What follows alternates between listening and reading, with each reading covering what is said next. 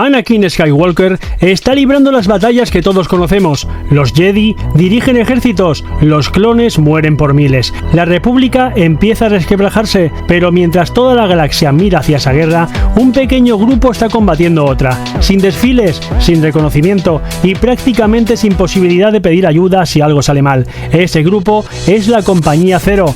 Y aquí está lo que más me está llamando la atención de Star Wars Zero Company. No pretende volver a contarnos las guerras clon desde la perspectiva de los grandes héroes. Nos coloca debajo de ellas en operaciones clandestinas que el ejército convencional ni siquiera está preparado para afrontar. Y eso cambia bastante la película, porque aquí no controlamos a Anakin, ni a Obi-Wan, ni siquiera a Ahsoka. Nuestro protagonista es Hawks, un antiguo oficial de la República que acaba liderando una compañía bastante peculiar de profesionales contratados para trabajos que difícilmente aparecían en los informes oficiales. Y la verdad es que Hawks tiene algo que me gusta muchísimo para un juego de estrategia, y es que no tiene por qué ser exactamente igual en vuestra partida que en la mía. Podemos personalizar su aspecto, su especialización e incluso otros elementos de su identidad. Entre las especies disponibles para los agentes personalizados encontramos a humanos, Zabrak, Twi'lek, Togruta, Neimoidianos, Devaronianos, Weequay y Ovisianos. Pero Hawks no va solo, y aquí empieza una de las partes que más personalidad puede darle al juego. Está Trick, un veterano soldado clon. Está Luke O'Bronk, un francotirador umbarano que guarda un resentimiento considerable hacia la República después de lo ocurrido en su mundo. Tenemos a Clay Cuyervo, una pistolera mandaloriana perteneciente al antiguo clan Verminoch. Y está Telria Bocos, una Padawan Jedi Tok'nach que intenta complementar la última misión de su maestro caído.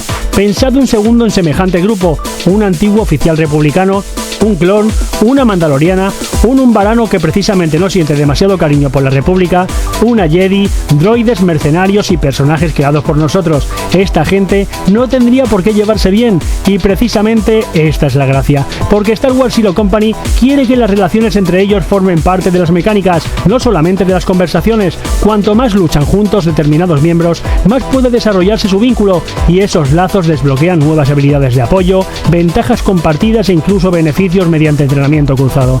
Esto significa que elegir quién participa en una misión puede tener consecuencias mucho más interesantes que simplemente mirar quién hace más daño. Quizás tengas dos personajes que individualmente son buenísimos, pero otros dos llevan media campaña sobreviviendo juntos y han desarrollado una combinación que te salva de una misión. Y aquí es donde el juego empieza a recordarte ligeramente a XCOM. Comparación pequeña, porque Zero Company quiere tener identidad propia, pero la filosofía está ahí: combate táctico por turnos, coberturas, posicionamiento, especializaciones, escuadrones, decisiones permanentes y atención con esto, en las dificultades superiores tendremos muerte permanente y un número limitado de guardados. Eso significa que una mala decisión puede costarte un personaje, no una partida, un personaje. A alguien con quien quizás llevabas horas jugando, a alguien que habías personalizado, a alguien que había desarrollado vínculos con otros miembros. Y entonces una misión sale mal, lo expones demasiado, fallas, muere y sigues jugando. Ahí es donde un sistema táctico empieza a generar historias que ningún guionista necesita escribir, porque esta pérdida es tuya. Y ahora vamos al combate, porque aquí tenemos bastante más información de la que puede parecer. Todo funciona por turnos, seleccionas a los miembros de tu escuadrón, analizas el terreno y decides cómo utilizar sus capacidades. Pero el escenario importa muchísimo. No consiste simplemente en acercarte y disparar. Las coberturas son fundamentales, la posición de los enemigos también, y las habilidades permiten romper esas posiciones. Por ejemplo, imaginad un droide separatista protegido detrás de una cobertura. Puedes intentar buscar un ángulo mejor, puedes cambiar de posición o puedes utilizar la fuerza con un personaje Jedi para sacarlo directamente de la cobertura y dejarlo expuesto al disparo de otro compañero. Eso no me lo estoy inventando, es uno de los ejemplos que los propios desarrolladores han utilizado para explicar las sinergias de combate. También han expuesto otro ejemplo muy Star Wars: un clon mantiene al enemigo bajo fuego mientras un astromecánico lanza un estimulante de Bacta hacia un compañero herido, y aquí es donde empiezo a entender la filosofía. No quieren que tengas 6 personajes funcionando individualmente, quieren que construyas un equipo. Uno prepara la jugada, otro desplaza al enemigo, otro cubre, otro cura y otro remata. Y si consiguen que esas combinaciones sean suficientemente numerosas, puede existir una profundidad táctica bastante seria. seria.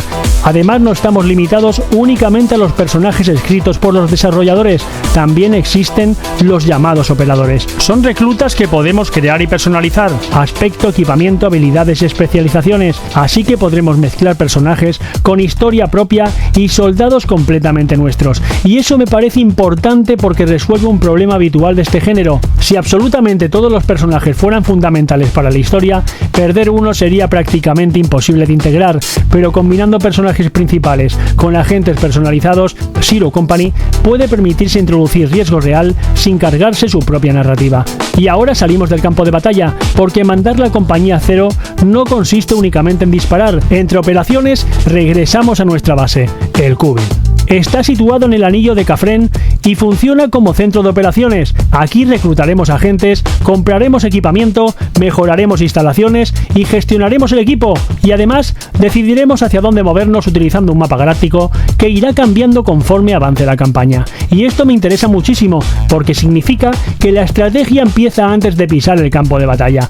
Tendremos que decidir qué misiones realizar, dónde enviar agentes, qué información perseguir, qué instalaciones mejorar y posiblemente qué oportunidades dejar escapar. EA y Byte Reactor insisten en que nuestras decisiones pueden hacer diferente cada partida y afectar al desarrollo de la historia. Por ejemplo, 3D Luco empiezan teniendo una relación bastante complicada y podemos ignorarla, o podemos mandarlos juntos a operaciones e invertir en esa relación. Y la verdad es que es increíble, porque esto puede fortalecer su vínculo, y los desarrolladores han llegado a explicar que podría incluso afectar a su destino dentro de la historia. Eso ya no es más 5 de daño porque sois amigos, estamos hablando potencialmente de consecuencias narrativas, y es entonces cuando elegir el escuadrón deja de ser únicamente una decisión matemática.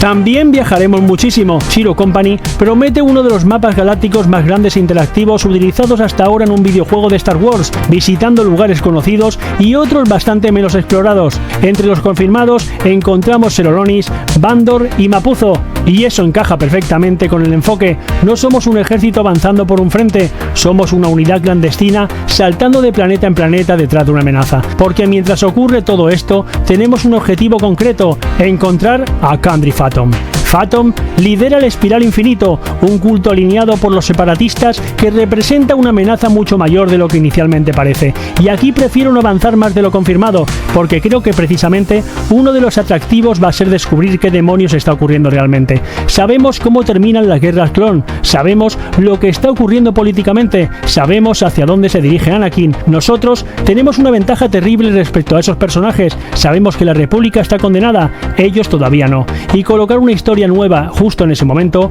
puede ser brutal. Además, Anakin Skywalker aparece, pero esto también hay que explicarlo correctamente. No estamos jugando su historia, su camino simplemente se cruza en determinado momento con el de la compañía Zero y necesita la información y experiencia táctica del grupo para completar una misión, y decir que Matt Lanter vuelve a interpretarlo. Y me parece muchísimo mejor así. Quiero ver personajes conocidos, claro que sí, pero no quiero que se coman la historia. Quiero saber quién demonios es Frick, qué ocurrió con el maestro Tirria, por qué Luco sigue cargando con lo sucedido en Umbara, qué historia tiene Clay y sobre todo qué clase de persona terminará siendo nuestro Hawks, porque ahí puede estar la verdadera sorpresa de Zero Company. Star Wars lleva décadas enseñándonos generales, héroes, Sith, Jedi, emperadores, elegidos. En cambio, aquí estamos mucho más cerca de soldados y mercenarios haciendo trabajos horribles para evitar que algo todavía peor ocurra. Los propios responsables han mencionado como influencias el tono político de Andor y la crudeza bélica de Rogue One. Y esa combinación con las guerras clon me parece potentísima, porque detrás de los sables láser siempre hubo una guerra, soldados agotados, planetas destruidos, personas tomando decisiones imposibles, y Zero Company parece querer meternos exactamente ahí. Y todavía tenemos otro elemento que puede hacer muchísimo daño emocional, y ese elemento son las relaciones. Imagina que llevas 20 horas con Frick, lo has mejorado, has sobrevivido contigo, has conseguido que termine confiando en Luco, ambos tienen habilidades que funcionan perfectamente juntas. Llegáis a una misión complicada, tomas una mala decisión y Frick no vuelve. Ahora Luco continúa, pero Frick no. Si el sistema de vínculos reacciona realmente a situaciones así y la narrativa acompaña, eso puede doler muchísimo más que ver morir a un personaje en una cinemática, porque no murió porque el guión quisiera, murió porque tú la cagaste. Y esa es una diferencia enorme. Por eso creo que Star Wars Zero Company puede terminar siendo bastante más importante de lo que parece. No está intentando competir por ser el Star Wars más grande, ni el más espectacular, ni el que tenga más Jedis. está apostando por algo que esta licencia puede aprovechar muchísimo mejor: hacerte responsable de personas, que cada movimiento importe, que no puedas resolver todos los problemas sacando un sable láser, que tengas que pensar, improvisar, sacrificar y vivir después con el resultado. Si Vice Reactor consigue que realmente nos encariñemos con esta banda de inadaptados, la misión más difícil no va a ser derrotar al Espiral Infinito, va a ser conseguir que todos vuelvan vivos al cubil. Y yo ya sé perfectamente qué clase de jugador voy a ser: el que tarda 5 minutos en mover una unidad porque no quiere perderla. Ahora quiero saber qué haréis vosotros. ¿Jugaréis aceptando cada muerte y continuando la historia? ¿O cargaréis la partida inmediatamente para recuperar a vuestro personaje favorito? Porque en un juego como este, esa decisión dice bastante más de nosotros de lo que realmente parece. Tic tac, la cuenta va en aumento. Streamers tengo flow en cada movimiento. Ríe, entretiene, el crack del momento. 6000 es solo el principio del ascenso lento.